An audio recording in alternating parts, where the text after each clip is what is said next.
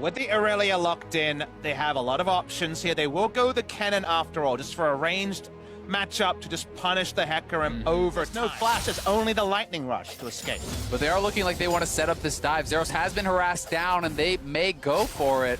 Conqueror Hecarim with the Spirit of Dread heals up a lot over time, but if you kill him instantly, he's not that tanky. Clid looking to make sure he secures that CC combo, and there you go. First blood to SKT. Really impressive for SKT to wait as long as they did. They waited for the end of the touch bot lane, though. They're not going to be waiting much longer here on the bottom side. Big Koro getting himself away as Palad's going to hold on. Go for a red smite when he's going red form because it helps you become such an incredible duelist, but blue smite gives you this bonus advantage of always being able to use your ultimate. Speaking of ultimates, in the mid lane, Faker's going to make this one happen onto Null, continuing to go deep underneath the turret as Clid stands by to soak the shots and make sure he's in no danger. SKT make it a 2-kill game. Both in the mid lane as well. Damage output is known. They get out safely, and topside Clid, his job's not done. Yeah, Zeros with the wave, pushing to his opponent. They're going in. Zeros is stunned up. There comes your wombo combo, and the Cataclysm is down. No way for the horse to escape. That was just awful from Zeros. That is such an obvious gank as soon as the Fearless in the face of the enemy. Yeah, and this is some of the concern that I kind of had from PVB when we talked about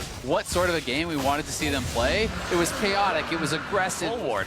As Null gets himself stunned, but he has Pallet nearby in case SKT looks to make another play with it. Clid coming around from the side, walks over a control ward, but is not going to be dissuaded. Null immediately jumped on, as here comes the heroic entrance from the Galio. The follow-up CC is down. Null's going to be taken out. Manta secures the kill as Pallet has to flash away. More damage coming through, goes into the stopwatch to dodge the Vanguard's edge, but more damage is on its way in. PVB have already lost 2. It may be 3. The taunt onto Meliodas will seal the deal. They will lose mana in return, but SKT go 3 for 1. Yeah, and SKT just... Optimization sets, especially considering the Hecarim had to rush the completed Mercury Treads to try to keep himself safe against the Kinnan. Faker's going to continue flashing and dashing here around the mid lane as Monta's going in that bottom side jungle. They don't even need to dive the turret. Bongbu Buffalo's coming straight to them. Big Koro tries to dash his way out with a killer instinct. Combine it with the flash and he'll be okay. But now they're trying to counterattack. It's Zeros into the middle of 4. He's not going to be surviving too much longer, and Teddy will take the kill. It's 2-0 for SKT so far. Faker wants to make it 3. Pallet stunned up underneath the tier 2, and he is not long for this world. SKT is running over the Buffalo. Yeah, PVB feeling they needed to make still not really online, and when you give a jungler like Clid so much room to work, you are seeing what the game can look like. Manta going to be engaged on here on the bottom side. Pallet looking to make this one happen. Kong going to be taken low now as well. Meliodas trying to do something. He's going to be stunned up underneath the turret. Big Koro the one to fall. Zero's coming in, looking to grab some damage onto Khan, who goes into the stopwatch, keeping himself alive, trying to find a return kill here. It's Meliodas who gets away from the turret shot, and that's Bongbu Buffalo getting themselves a 2 for 1 in the bottom side. But Owen should be able to interrupt the final charge. And they got the Ross. Finally, the transform does come through there from Meliodas just before 15, but a nice hook onto Teddy. Pallet trying to make this one happen. Teddy very low on mana here as Null makes his way into the fight. Teddy's going to be taken very low, kept alive now by Manta, and what a save! That's the heroic entrance. That's what it's made for. That one hurts so much for PVB. Teddy so low, no flash. You have to think, great, we finally got a free pick. We finally are going to get some control. Instead, SKT answers, Teddy survives, and they tries to go for a flash into a knockup with the Blade's reach, but unfortunately the reach isn't quite long enough. Khan's going to get himself away as Big Koro gets himself solo killed in the top lane. Teddy makes sure of it. Yeah, Teddy nicely played there for him, but on the side of PVB, Stasis ready to go every 90 seconds. And you can see the gold difference on your screen right now, descending into the